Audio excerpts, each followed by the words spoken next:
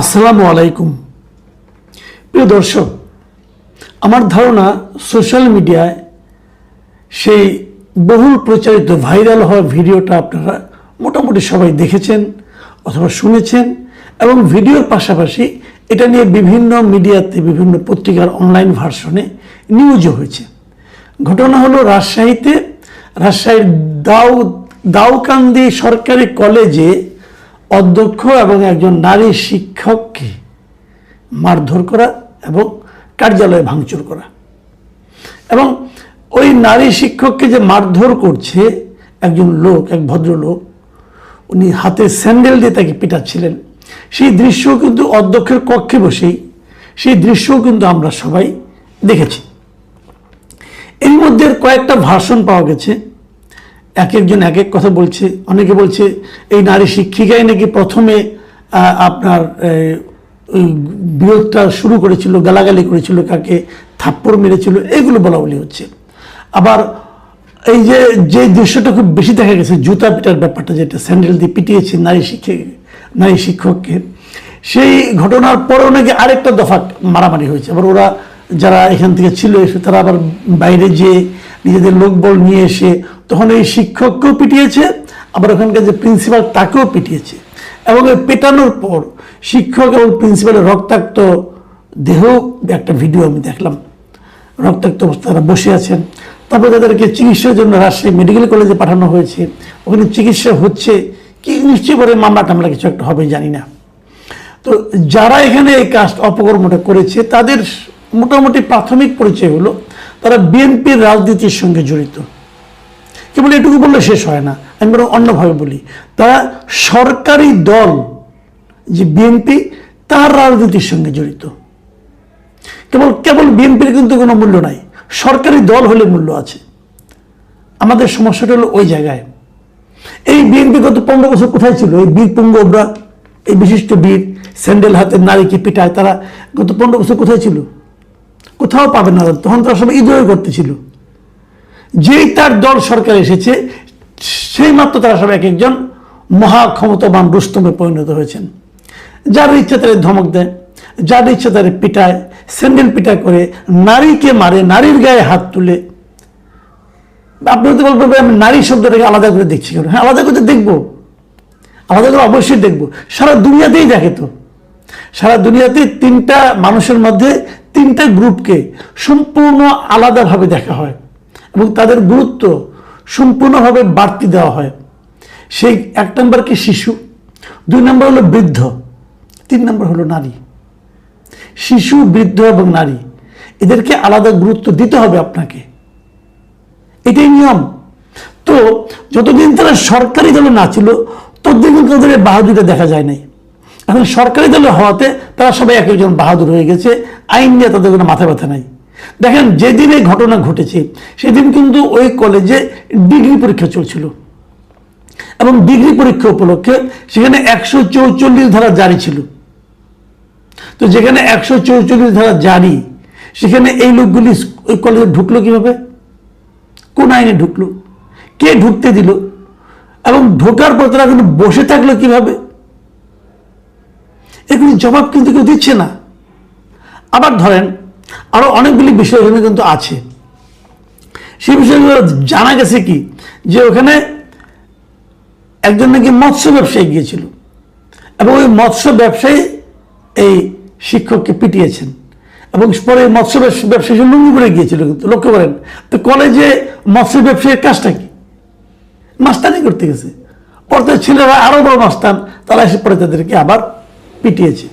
তো এই ঘটনার পর বিএনপি একটা তাৎক্ষণিক সিদ্ধান্ত নিয়েছে। আমি দেখলাম যে রুহুল কবির রিজভী ওনার স্বাক্ষরে একটা সিদ্ধান্তের বিজ্ঞপ্তি দেখলাম।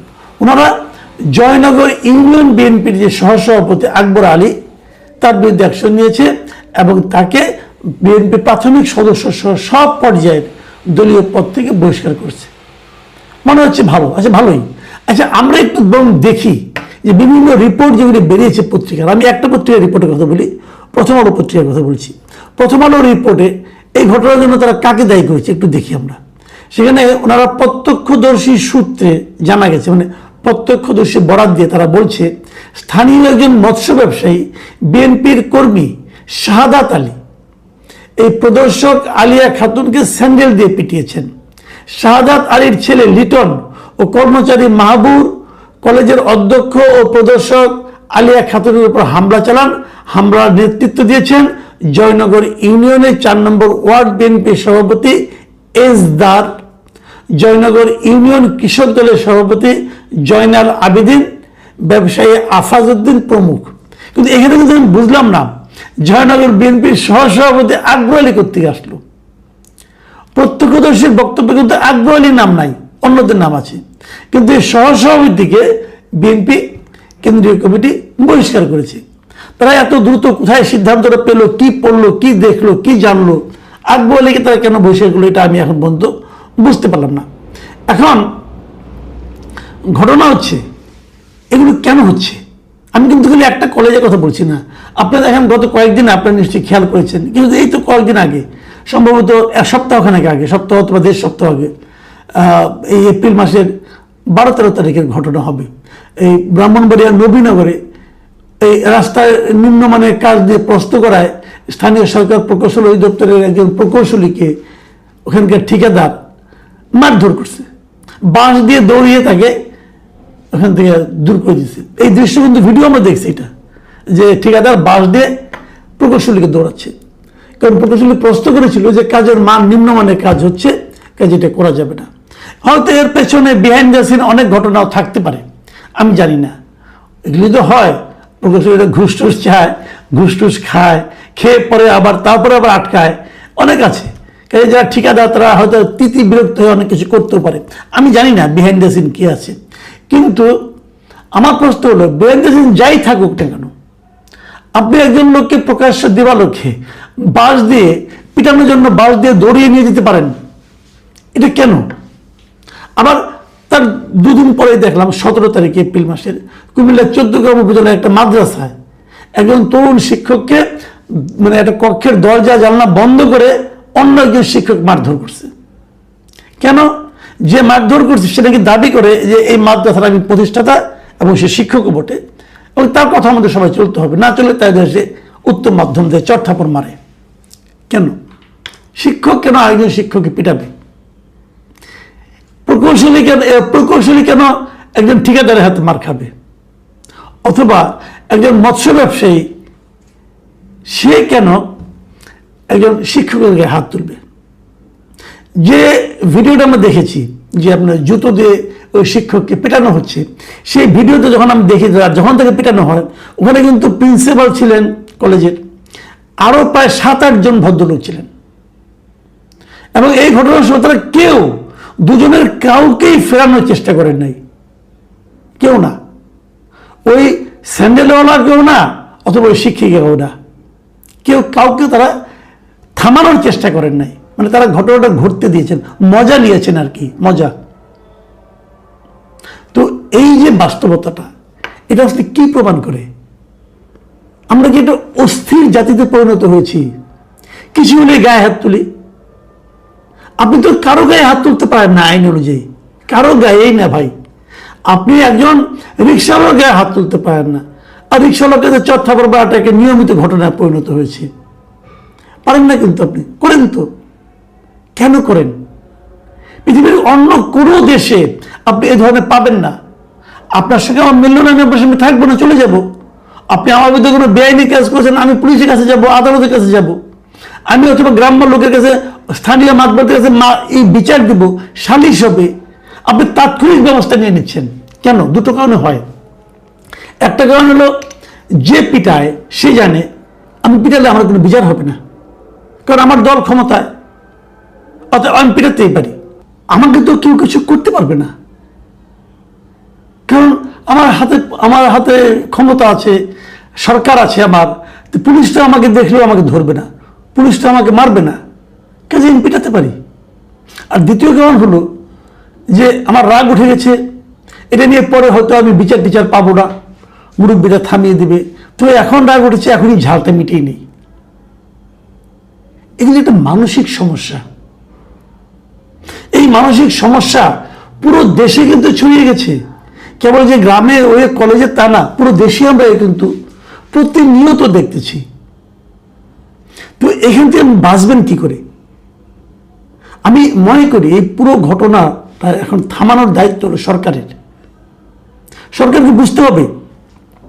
দেখুন, আমি বিএনপিকে বলবো, যখন আওয়ামী লীগ সরকার চলে গেল, অন্তর্বর্তীকালীন সরকার আসলে ডক্টর ইউনূসের নেতৃত্বে, তখন কিন্তু সারা দেশে আপনারা অনেক নেতা নেত্রীকে বহিষ্কার করেছিলেন। কেন করেছিলেন? কয়েক হাজার। কারণটা কি? কারণটা তারা অবাধে চাঁদাবাজি করছিল, আপনাদের দলের ভাবমূর্তি নষ্ট করছিল, এই জন্য তাদেরকে আপনারা দল থেকে বের করে দিয়েছেন।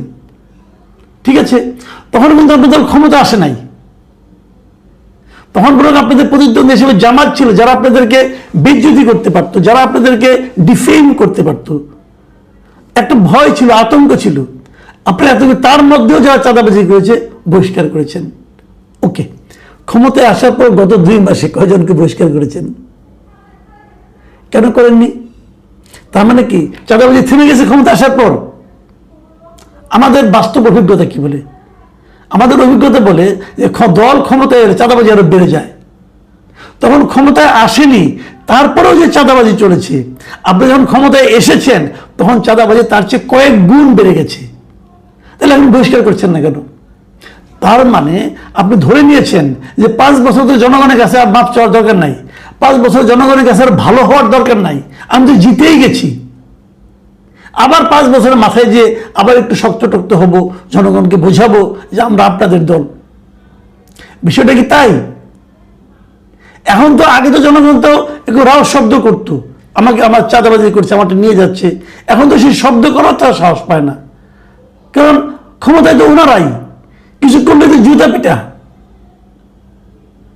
একটা কথা বলি ভাই, সময় পাল্টে গেছে। আজকাল ইয়াং জেনারেশন আর নেতার কথা শুনে কাজ করে না। আজকাল ইয়াং জেনারেশন হাতে একটা তাদের মোবাইল থাকে, সে মোবাইলে পুরো বিশ্ব দেখে। সেই বিশ্ব দেখে তার নিজের দেশটা কেমন হবে এর তার একটা কল্পনা থাকে। সে সেরকম ভাবে দেশটাকে দেখতে চায়। যখন দেখতে না পায়, দেশে যারা শাসক আছেন তাদের ব্যাপারে তাদের মনে একটা বীতশ্রদ্ধ অনুভূতি জন্ম হয়। সরকারকে এটা বুঝতে হবে। আপনার এই নেতাগুলো একদম দানব হয়ে গেছেন। দানব দিয়ে জজ চালাতে পারবেন না। দানব দিয়ে মানুষকে ভয় দেখানো যায়, শাসন করা যায় না। দানব দিয়ে মানুষের কাছ থেকে ভালোবাসা পাওয়া যায় না। আপনার এই দানব দিয়ে আপনি থামাইতেও পারবেন না। এটা এত বড় দানব হয়ে গেছে, আপনার কথা কোনো মূল্য এদের কাছে নাই। আপনার মন্ত্রিসভাতেই নাই, আপনি অন্য কোথায় কি যাবেন? নাই তো মূল্য। তো আমি কিন্তু মানুষ কিন্তু দেখেন, যখন নাকি আওয়ামী লীগ সরকারকে সরিয়ে দেওয়া হয়েছিল, মানুষ কিন্তু একটা পার্থক্য আশা করছিল, ভেবেছিল নতুন একটা সময় আসবে। সেই পার্থক্য কি মানুষ দেখতে পাচ্ছে? একবার ভাবুন, নিজেকে প্রশ্ন করুন। আমি সরকারকে বলছি, আপনারা নিজেদেরকে প্রশ্ন করুন। আপনারা যে শাসন দিচ্ছেন, আপনারা যে সিস্টেম চালু করেছেন, এই সিস্টেম দেখে এদেশের মানুষ কি শেখ হাসিনা সরকারের তুলনায় আপনাদের মধ্যে কোনো পার্থক্য দেখতে পাচ্ছে? পাচ্ছে না।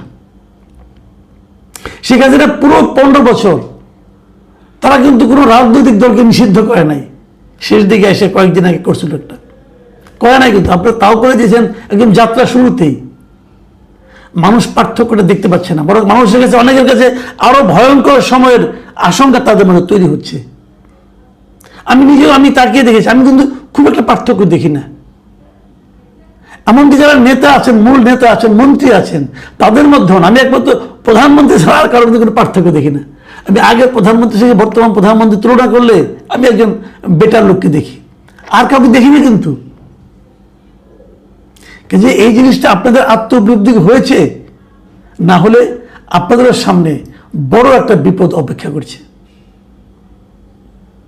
প্রিয় দর্শক, আমি জানি না আমার এই কথা কোনো মূল্য আছে কিনা শাসক দলের কাছে, কিন্তু আপনারা ভাবতে থাকুন যে সামনের দিনগুলোতে আমাদের কি দেখতে হবে। আল্লাহ হাফেজ।